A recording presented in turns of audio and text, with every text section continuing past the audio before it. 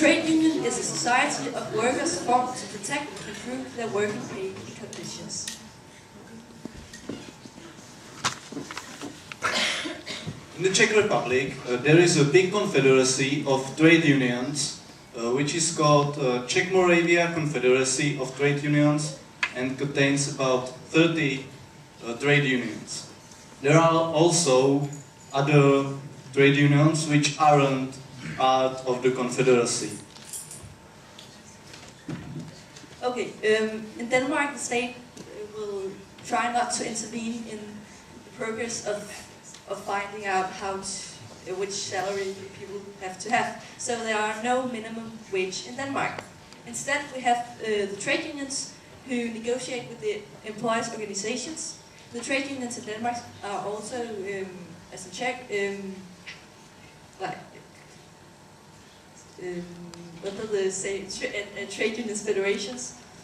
The negotiations they do have is about salary and about working conditions.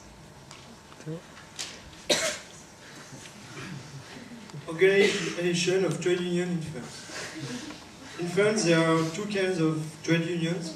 First is for employee, like CGT and CFDT. And second for management, MEDEF. Secondly, trade union makes a link between workers and management. Actually, workers which are in trade union go to the board or the factory and speak for all workers.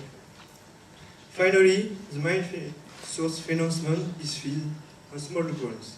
So they are not very independent, even if they say the contrary. In the UK, there is a trade union confederation which takes care of many of the trade unions in the UK. It's not necessary to be part of this trade union confederation, but it does help in many ways. The TUC helps them to create discussions with the government, but trade unions can make their own decisions.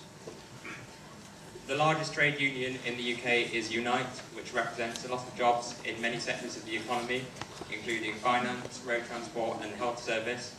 Recently in the UK, there have been many attempts by Unite to strike for members of workers of British Airways who complain that they have too long working hours and are not being paid enough. Trade unions in the UK mostly gain their funds from membership fees.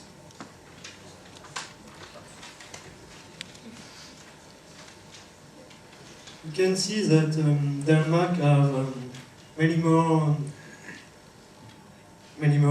workers in trade unions.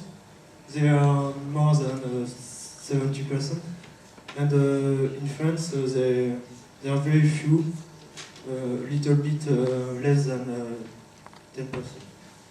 We can say too that the evolution of percentage of workers in trade union decreased a little. In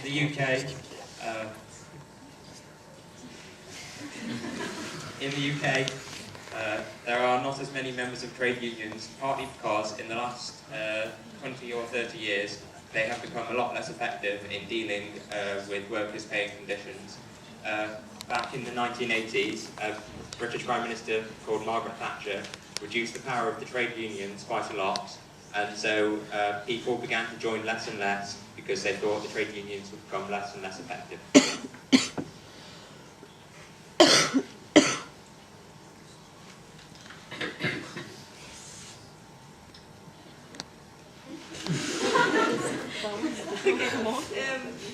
See, in Denmark it costs the most to join a trade union, even though, but still they have the highest percentage of the population who are in a union, which are, yeah. And in Denmark you can also, in the trade unions you can, when you join, you can also decide to pay some extra to get benefits when if you get unemployed.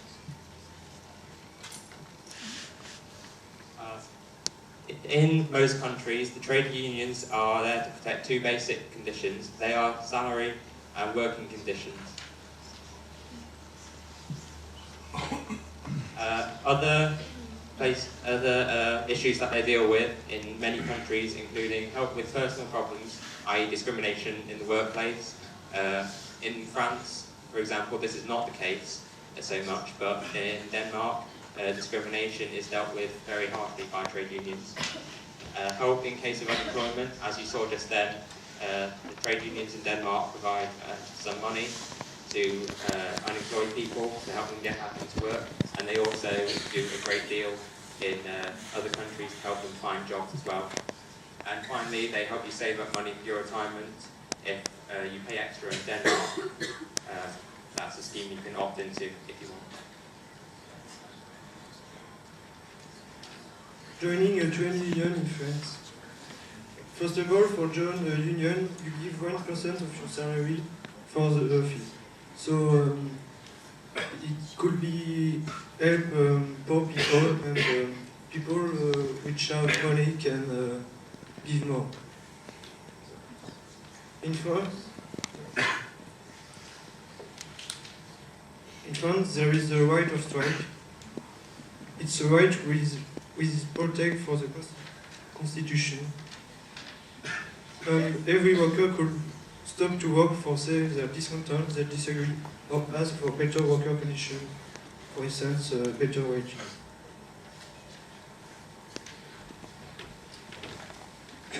Strikes. We found out in the Czech Republic that there were only 7 strikes in 2009. In Denmark there was 207, but we could not find any data for France. And we found out that in the UK there was 116. For the Czech Republic, some strikes are successful, but not always. While in Denmark, trade unions are much more effective, so striking negotiations bring a lot more for the workers. In France, sometimes, for example, in 2006, CDP helped and no for the time strike in 2009. In the UK, strikes are very often effective. This is primarily because it's very hard to actually strike. As for example, the British areas, in many cases, you cannot pass the voting ballot, and it just doesn't work. Okay, it's very important, first of all, to notice the small difference between industrial disputes and strikes. These are the numbers of industrial disputes that there were that year, not the number of strikes. We couldn't find any data on that. To start a strike, there's also a huge difference in how to do it in different countries.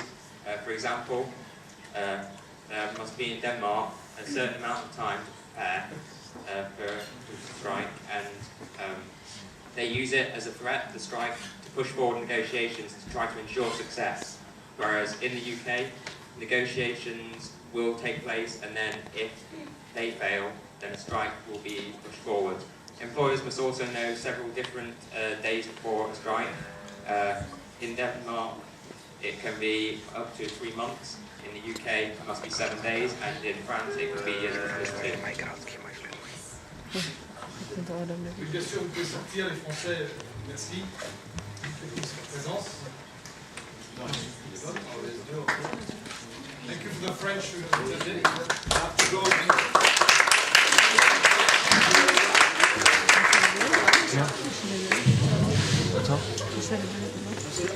Neměli to dělat. A nebo ubytovávají, že jo? Vous pouvez faire assez vite pour que...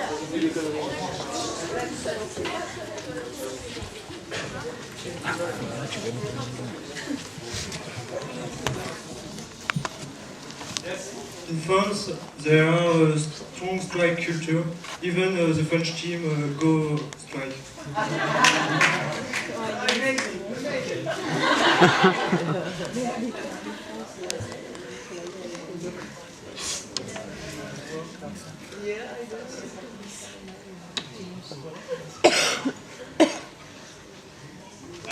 In conclusion, we came up with a few ways that trade unions in France might improve themselves. In France, one of the biggest problems is that there are not as many members, and that they are as not as influential there because the government doesn't take them so seriously, because they believe that trade union workers are so small that the amount of support doesn't really make a difference. But we think if more workers join trade unions, this could change.